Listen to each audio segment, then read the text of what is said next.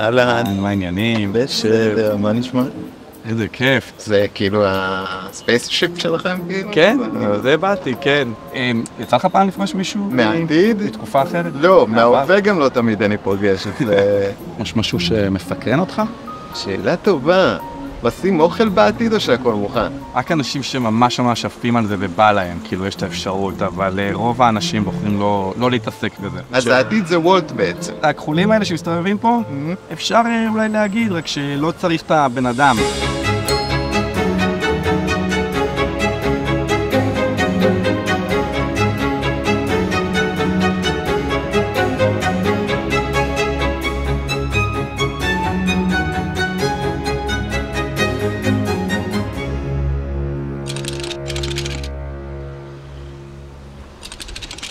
כולנו יודעים שאחד מעקרונות התווך של החברה המודרנית הוא שבשביל לשרוד צריך לעבוד.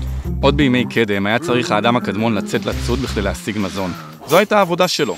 לאחר מכן, בתקופה החקלאית, העבודה הפכה להיות גידול מזון. היום העבודה היא להרוויח כסף, שאותו אנחנו יכולים להמיר במזון ודברים נוספים שלהם אנו זקוקים.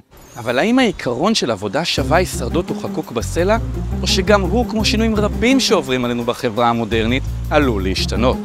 עתיד שבו עבודה היא לא דבר הכרחי להישרדות, הוא משהו שכבר לא נראה כמו מדע בדיוני. למעשה זה כבר די ברור כי ההתפתחויות הטכנולוגיות האחרונות בתחום הרובוטיקה והבינה המלאכותית מובילות אותנו לעתיד שבו מכונות יוכלו להחליף בני אדם כמעט בכל תחום עבודה. האם זה טוב או רע? איך זה ישפיע עלינו כחברה וכאינדיבידואלים? ומה בכלל נעשה עם עצמנו כשפתאום יהיה לנו כל כך הרבה זמן פנוי? אותי אתה מכיר כאילו? אני מפורסם שם? בעתיד? כן, איתי סגיב, שמעת עליי משהו? במה אתה מתעסק? סייבר סקיוריטי, זה קיים עדיין? כבר טיפה פחות, גם כי אנחנו לא צריכים סקיוריטי, כי אנשים לא פורצים כל כך, וגם כי אפילו את רוב הקידוד כבר קוד אחר כותב קוד. כי זה מכונות כאילו AI כאלה. כן, יש כן פיתוחים של רעיונות חדשים, אבל בוא נגיד, אתה לא תתעסק בעבודה השחורה של התכנות. נחמד פה, לא? חוץ מהריח והבלגן והמלחמות, כן, ממש נחמד פה. מה, וכל זה לא קיים בעתיד? לא לא ממש. משעמם לכם? מה אתם עושים כל היום? להפך, אני מסתכל פה ואני אומר, איך לא משעמם לאנשים? הם הולכים בהם 10 שעות ביום בעבודה שלא הכי בא להם, ואז יש להם מלא לוגיסטיקות של החיים, כביסה, להכין אוכל, במקום לרדוף אחרי הדברים הבאמת מעניינים, במקום מה שבאמת מסקרן אותם, אחרי החלומות שלהם. אתמול דיברתי עם איזה ילד יותר צעיר בן 6, שאלתי אותו, גם אתה חולם כשתהיה גדול כאילו להכין אוכל ולעשות כביסה וללכת לדואר ולבנק ולעבוד כזה בעבודה? אז דווקא אצלנו אני מרגיש הרבה יותר מעניין, כי אנשים דווקא, הם עושים דברים עם החיים שלהם, כאילו. מה אתה עושה עם החיים שלך? אז אני יודע שאצלכם, אם מסתכלים על 2 דורות לפנייך, אנשים עשו אותו קריירה, אותה עבודה. ובדור שלך, כבר אנשים מחליפים קריירה פעם או פעמיים במהלך חייהם, נכון? לפחות. כן, משהו כזה. וכשהזמן התקדם, בתקופה שלי, אנשים יותר עובדים במה שנקרא לו אולי פרויקטים. 3 שנים הם עושים משהו, ואז משהו אחר. מה עם מקצועות שהיום יש, לא יהיו בעתיד עורכי דין? עורכי דין אין לנו פרסומאים שעושים, שהמטרה שלנו זה רק למכור כל מיני דברים שלא צריכים. אבל מצד שני, יש הרבה נושאים שבהם יש הרבה יותר אנשים שמתעסקים. אם זה בחינוך, עבודה עם אנשים, שיקום, מחקר. אומנות, בדיוק, דברים כאלה, ספורט. זה לא עבודה כמו שאצלכם, כי זה לא שאם הוא לא עושה את זה, אין לו אוכל או אין לו בית.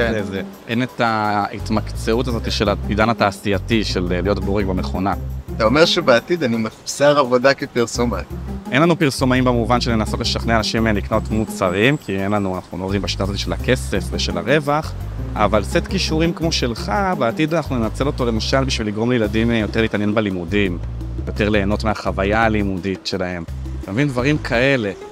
אז איך הצלחתם לנצח את הטייקונים ואת הברונים האלה? זה התחיל מאיזושהי מודעות בכלל של אנשים שכאילו היו באליטה של החברה.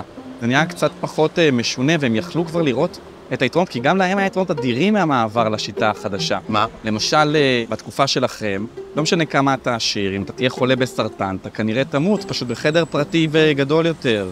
אבל אתה לא תצליח לפתח בעצמך תרופה לסרטן, זה משהו שהחברה צריכה לעשות. או במילים אחרות, לא משנה כמה אתה חזק בחברה, אין לך יותר מאשר המקסימום של אותה חברה. בהגדרה, כל אחד מכם כמעט חי יותר טוב מהרבה מלכים של 500 שנה לפניכם. נכון. יש להם הרבה יותר יכולות. וכשזה נהיה קצת יותר ברור והתחילו כל מיני ערי ניסוי שעבדו בשיטה החדשה, וזה התחיל קצת לקרום עור וגידים, זה כבר קצת יותר ברור, זה נהיה אופנתי, והם התחילו לעזור, ולאט את המשאבים של העולם הופנו לזה. אבל איך הצלחתם לגרום לאנשים לוותר על כסף? זה לא בדיוק שהם ויתרו על כסף, זה שבמערכת החדשה כסף הוא התייתר. חשבתם פעם למה אנחנו כל כך אוהבים כסף? הרי כסף לכשעצמו הוא רק חתיכת נייר או מספרים דיגיטליים שמנוהלים על ידי מחשב. אז מה יש בו שמושך אותנו כל כך? כסף הוא בעצם עיקרון חברתי דמיוני לחלוטין, שמאפשר לחבר בינינו למשאבים שאנחנו זקוקים להם. אבל מאז המצאתו לפני אלפי שנים, אורח החיים שלנו הפך להיות תלוי בו לחלוטין. כאשר יש לנו הרבה ממנו, אנחנו מרגישים חופש, ביטחון ובעלי סטטוס חברתי גבוה, ובעוד כשהוא חסר, לא בטוח שנצליח לשרוד, ואף כנראה נחשב לבזויים ומנודים חברתית.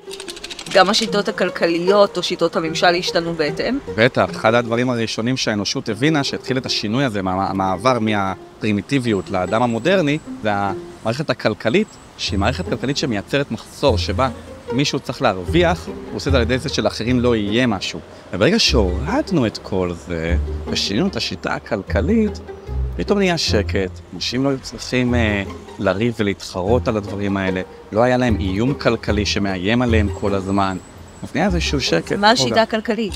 פרויקט ונוס מציע שיטה חלופית לשיטה המוניטרית, שנקראת כלכלה מבוססת משאבים, ובה נוותר על כסף כמתווך בין בני אדם למשאבים להם הם זקוקים, ונחליפו במערכת שמטרתה לספק לנו ישירות את המשאבים הללו. הדרך לבצע זאת תתאפשר בין השאר בזכות הטכנולוגיות של העידן המודרני, שמסוגלות כבר היום לספק כמעט את כל צורכי האדם. אם נעשה זאת, לא נהיה כבולים יותר לחשבון הבנק שלנו, ולא נהיה בחשש כרוני מכך שיפטרו אותנו, ונוכל להתחיל לחיות חיים הרבה יותר חופשיים. אז עושה רושם שאין הרבה אקשן. אין הרבה חיכוך, אבל אני קורא אקשן, יש לי הרבה יותר אפשרויות בחיים ממה שיש לבן אדם נורמלי במאה הזאת. אני יודע שאתם מדברים הרבה בלשון של חופשי, הוא חופשי לעשות מה שהוא רוצה, אבל בפועל הוא מוגבל על ידי חשבון הבנק שלו, והוא יכול לעשות די מעט. כן. ולנו יש הרבה יותר אפשרויות, אני הרבה יותר עצמאי, הרבה יותר יכולות, הרבה יותר תחומי עניין, אני לא מוגבל בדברים האלה. רק שאלה אחרונה. כן. הביטקוין ממשיך לעלות?